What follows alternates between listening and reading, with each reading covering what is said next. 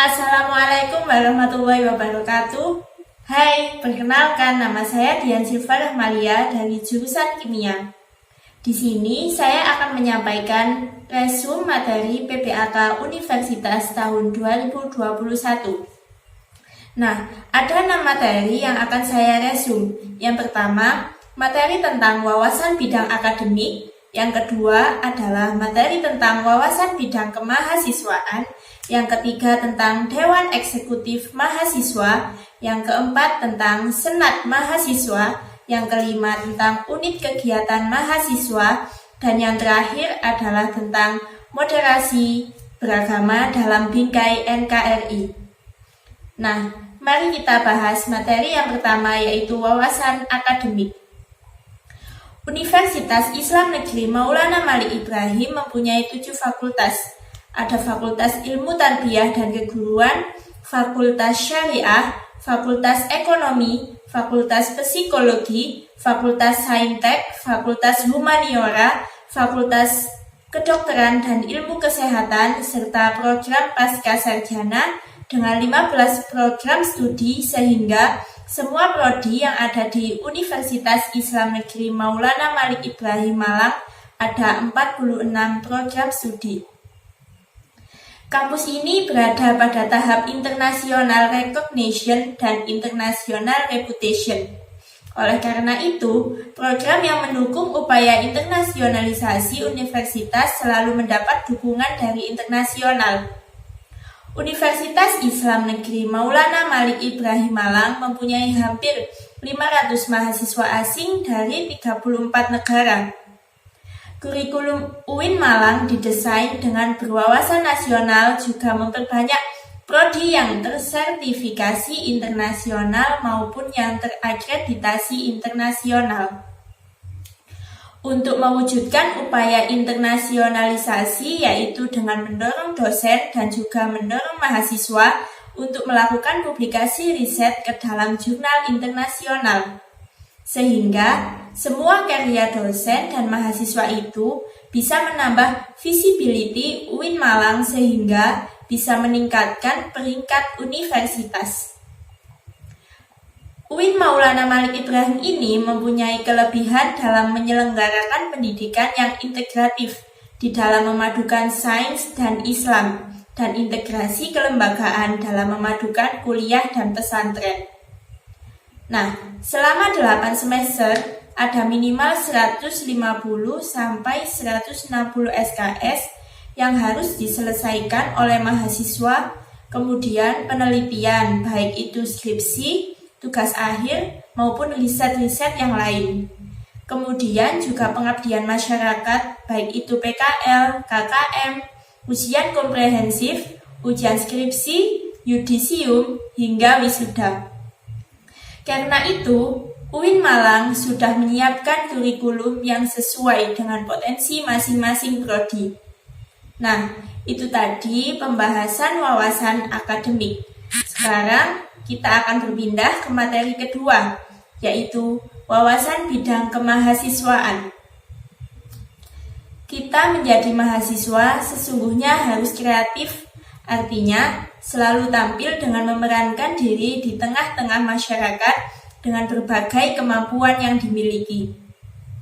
Untuk bisa mengembangkan kreativitas mahasiswa, maka mahasiswa difasilitasi berbagai macam unit kegiatan mahasiswa atau yang biasa disebut UKM.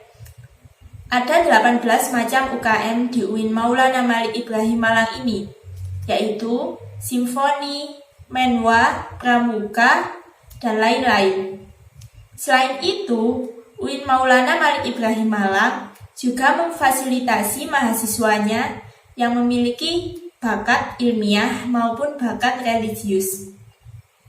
Oleh karena itu, diharapkan mahasiswa ikut berpartisipasi aktif dalam organisasi intrakampus, karena ini untuk mengisi SKKM sebagai persyaratan pendampingan ijazah. Selanjutnya, materi yang ketiga yaitu organisasi mahasiswa, DEMA atau Dewan Eksekutif Mahasiswa. DEMA periode ini diketuai oleh Kak Farhan Adib Rosadi dan wakilnya yang bernama Kak Ahmad Fawaid. Dema sendiri adalah organisasi intrakampus yang merupakan lembaga eksekutif mahasiswa di lingkungan ataupun di level universitas. Fungsi Dema yaitu yang pertama, sebagai pelaksana program organisasi kemahasiswaan. Yang kedua, sebagai lembaga yang akan mengkoordinasikan dan mengkondisikan instruksi pelaksanaan kegiatan kemahasiswaan di tingkat universitas. Nah, apa sih tugas dari Dema itu? Tugas dari Dewan Eksekutif Mahasiswa Universitas yang pertama adalah melaksanakan program kerja organisasi yang sudah disiapkan Senat Mahasiswa Universitas. Yang kedua, mengkomunikasikan dan menginformasikan kegiatan kemahasiswaan di tingkat universitas. Dan yang terakhir adalah melaksanakan koordinasi dan sinkron kegiatan kemahasiswaan. Adapun Dema terdiri dari 6 kementerian, yaitu yang pertama, Kementerian Dalam Negeri, yang bertugas untuk melakukan komunikasi internal atau komunikasi di dalam kampus.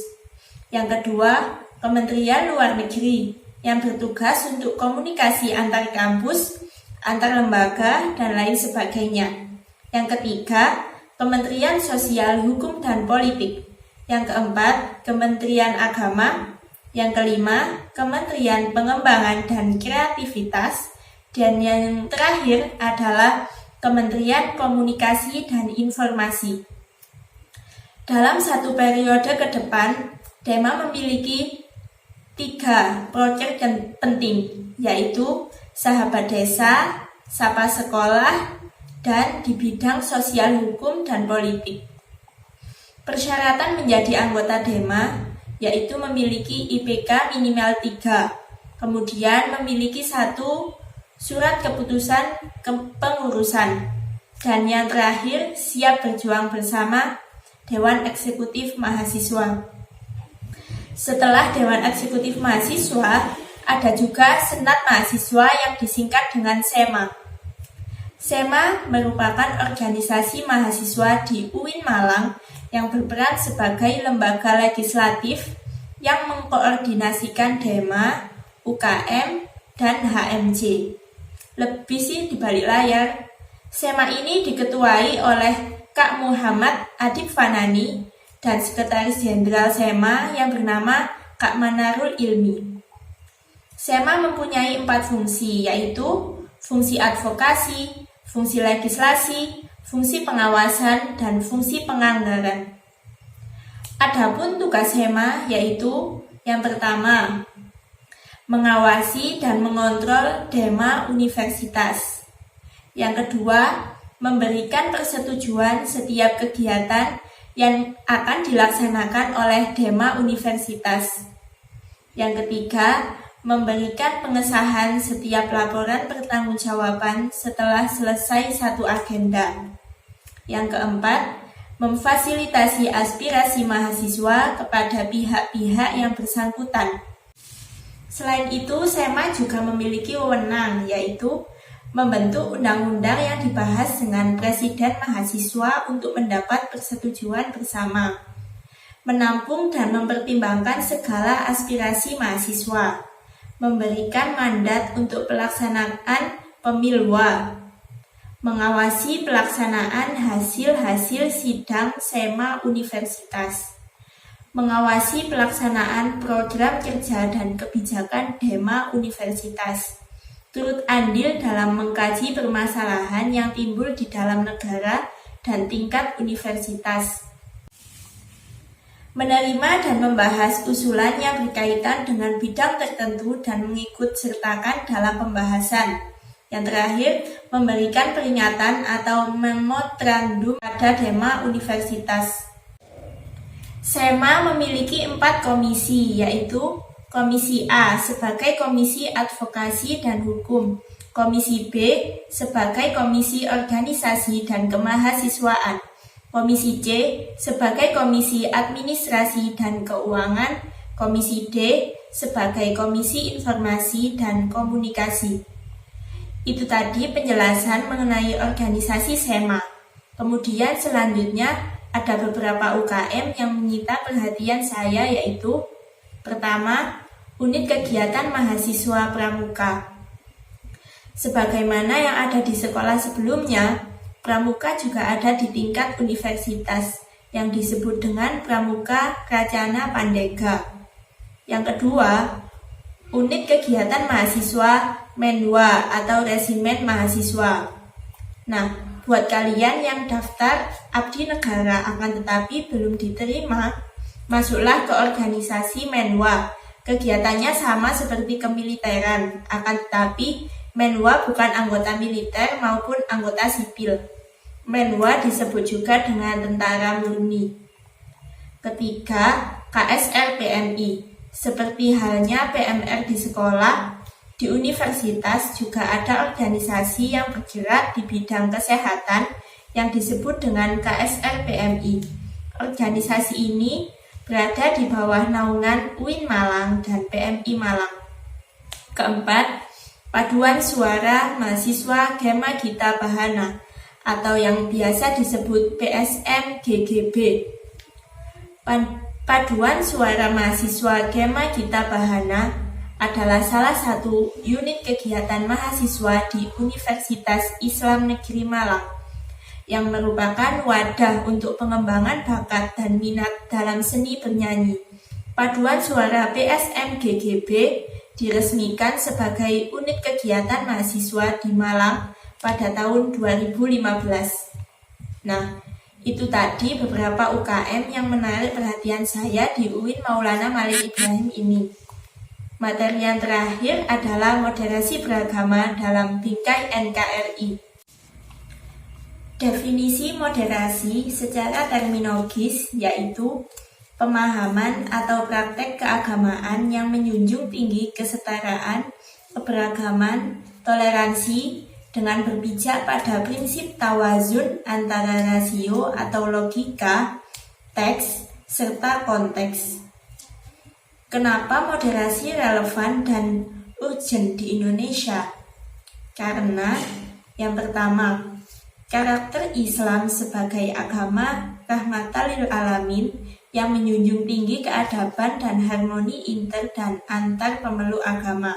Yang kedua, historitas Islam di Indonesia.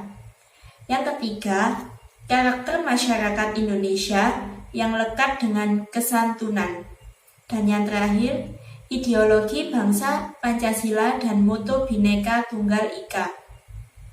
Isu-isu politik yang terkait dengan Timur Tengah dan politik global, baik secara langsung atau tidak, dapat mempengaruhi pemahaman dan sikap keberagaman masyarakat Indonesia, serta mengganggu agenda moderasi Islam, seperti konflik Palestina vs Israel, aliansi politik Arab Amerika, dan lain-lain.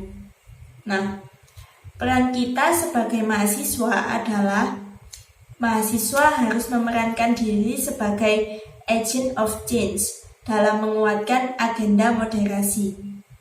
Mahasiswa harus mengedepankan kepentingan kebangsaan dan keagamaan yang sesuai dengan prinsip moderasi. Mahasiswa UIN harus cerdas, akademik, religius, dan berkebinekaan. Itulah 6 materi yang dikemas menarik dalam PBAK UIN Maulana Malik Ibrahim tahun 2021 ini. Saya Dian Silva Rahmalia dari jurusan Kimia Fakultas Sains dan Teknologi UIN Maulana Malik Ibrahim. Wassalamualaikum warahmatullahi wabarakatuh.